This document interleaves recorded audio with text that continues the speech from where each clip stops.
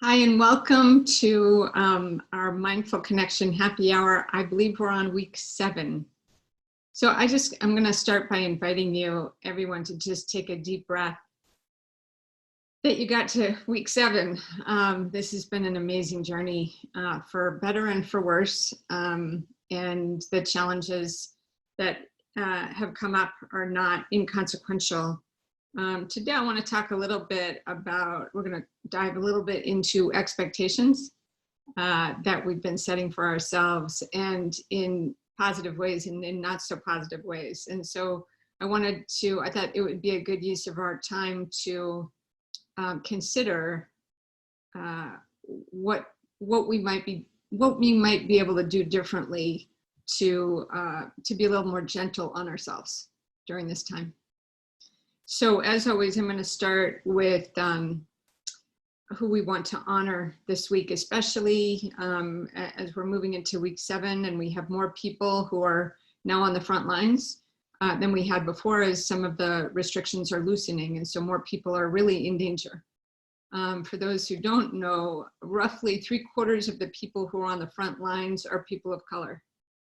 So when we think about who's being hurt by this first and worst, it's as always in a system that like what we have, it is folks of color. And I think it's important that we acknowledge that and honor those who are doing that work. Want to acknowledge and honor the mindful meditation practice that came from ancient roots, religious and spiritual roots from Eastern culture, Hinduism, Buddhism, and many other religions and spiritual practices. I want to honor the land we are on and all of those who lived on the land before it was stolen. We honor all of the enslaved peoples who were transported against their will and whose blood, sweat, and tears birthed the society in which we live. We honor all of those who have chosen to live, work, and sacrifice in service to provide a sense of freedom and welfare for all. And again, we honor the brave healthcare workers, grocery workers, delivery workers, people who are serving us in all kinds of ways, from food to in the factories, and all other service workers who are on the front lines, putting the good and welfare of humanity above their own. So with that, please join me in a moment of gratitude for all the people I just mentioned and anyone else you'd like to honor at this time.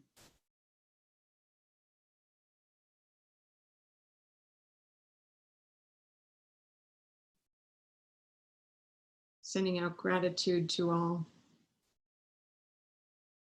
I invite you to take a deep breath in with me and exhale. And together we say, thank you, thank you, thank you. So as usual, I'm going to start off with some words, some ideas, and then I'll guide you in a more deeper meditation practice, and then offer some 5 to 7 minutes or so for you to just go where the meditation takes you in silence, and then I'll come back at the end with a closing. So in a time of fear and anxiety, we all know that we have a natural need for control. We want to control our environment in whatever way we can. And we end up having expectations for others and for ourselves. And so for others, sometimes it might be what the government will or won't do, or what it's doing and it shouldn't do, or what you wish it would do and it's not doing, whatever.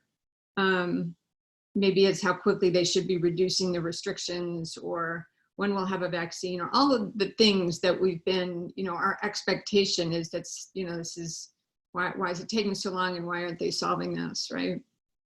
And all of those things, as it turns out, unless you are intimately involved with the process, we can't control, right? We have no power over really any of that. We do have control over how much we're exposing ourselves to all of that, all the fear mongering that's going on. So that is one piece we do have control over. But the other thing we have control over is ourselves. We have power over ourselves. And so I'm going to invite you into a deep dive into thinking about what are the expectations we're putting on ourselves right now. You're seeing in the media, people are saying, you know, you should be writing a novel or learning something new, or, you know, and for some, that's a great time. This is a great time to do that if they have the time for it. For others who are other caregivers, taking care of their own health and wellness, teaching kids, maybe surviving post-traumatic stress in one way or another. Maybe they have depleting resources. It's really perfectly okay to celebrate getting through another day of this or another week of this. And so with that in mind, I invite you to just notice where you're sitting.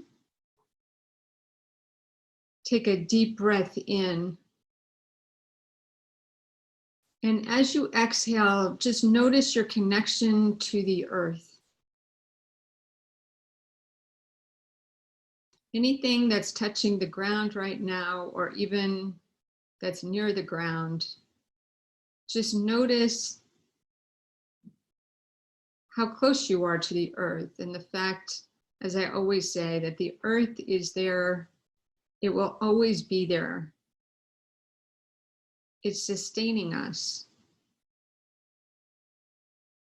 And if you consider the connection that we have, we can ground ourselves by imagining there are roots coming out of our heels and grounding into the earth, being nourished by the earth. And then we can take that energy and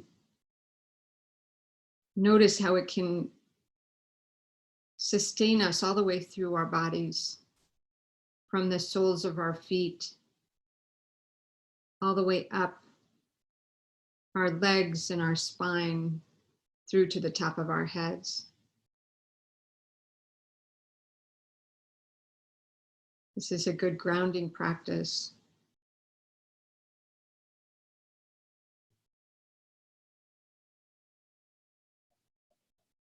Feel free to close your eyes if they're not closed, or gently gaze down. Just notice how your body is doing right now. And always remember that this is your practice. So if any words that I say don't resonate for you, just let them go in one ear and out the other.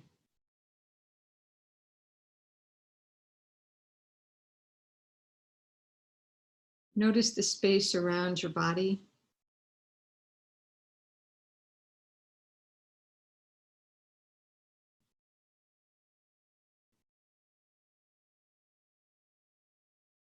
Around your skin.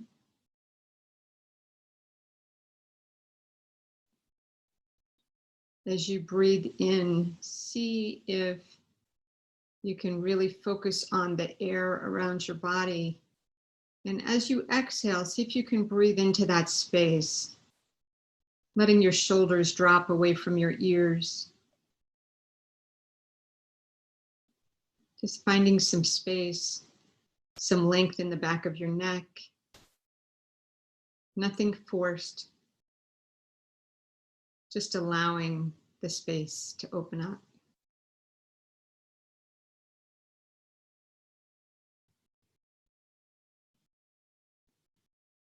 Taking another deep breath here. And go ahead and exhale.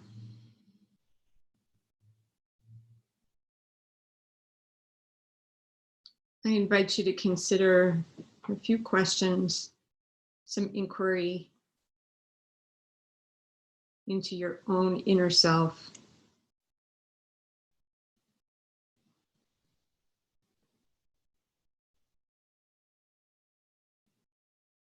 What is your own self-talk about how you're handling this time?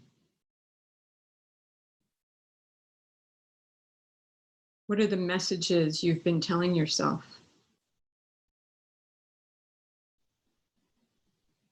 We don't tend to see them until we mindfully pause and look. Again, not with our physical eyes, but from our inner eye.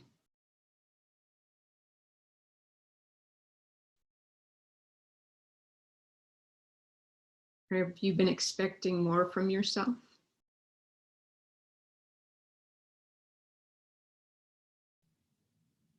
Have you been critical or unkind or unsupportive of yourself or your actions?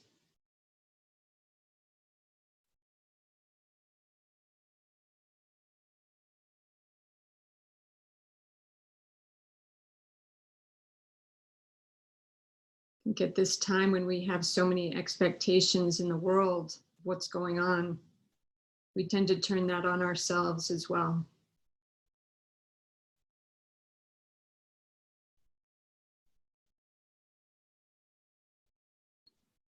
What do you need to say to yourself to forgive yourself for being so hard on you?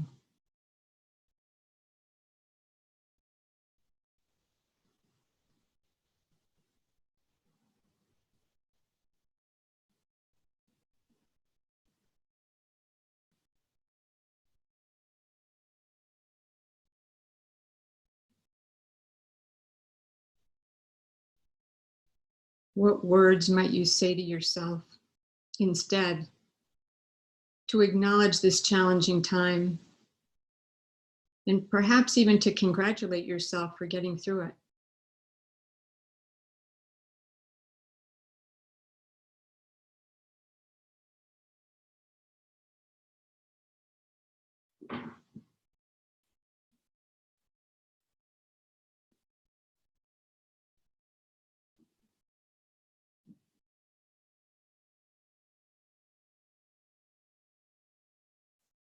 Consider the actions you have taken this week that you're proud of. What did you do well? Did you miss an opportunity to say, good job, me?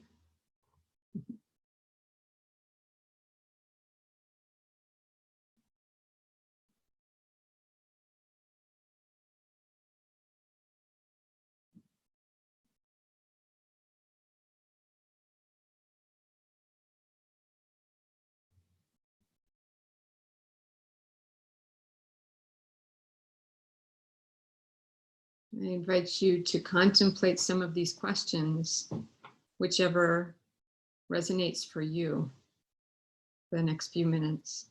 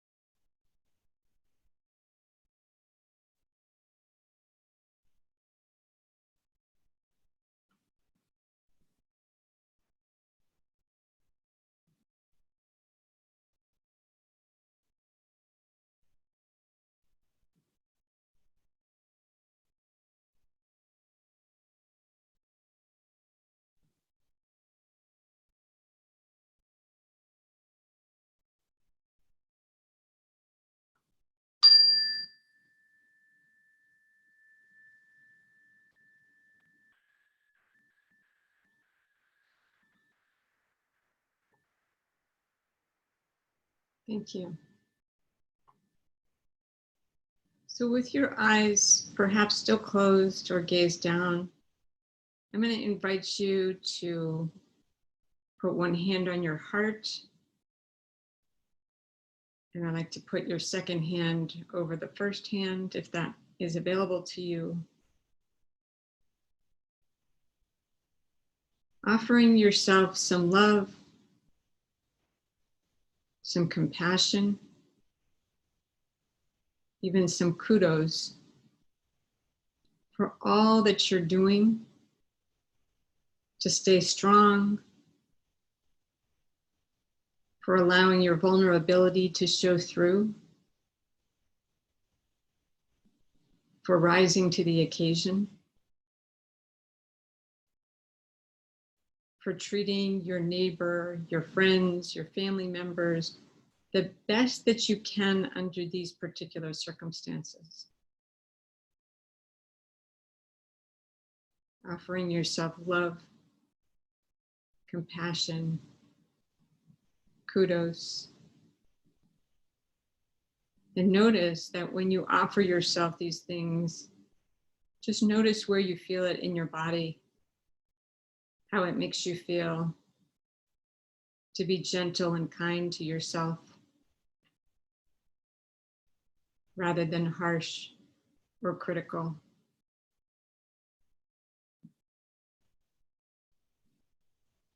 I invite you to consider even just this last practice, to do this every day, offering yourself some love, some compassion, some kudos, especially during this time. In my opinion, there's little that's more important than self-care. You know, they say on the airlines, put your mask on before you put it on the kid next to you. And very literally, we're talking about masks here. Who are we taking care of? We need to take care of our neighbors, but also ourselves. I invite you to take a deep inhale, holding it at the top. And then very slowly exhale, allowing your parasympathetic system to just calm down even more. We'll do that one more time, taking a deep inhale, holding it at the top, and then a very long, slow exhale.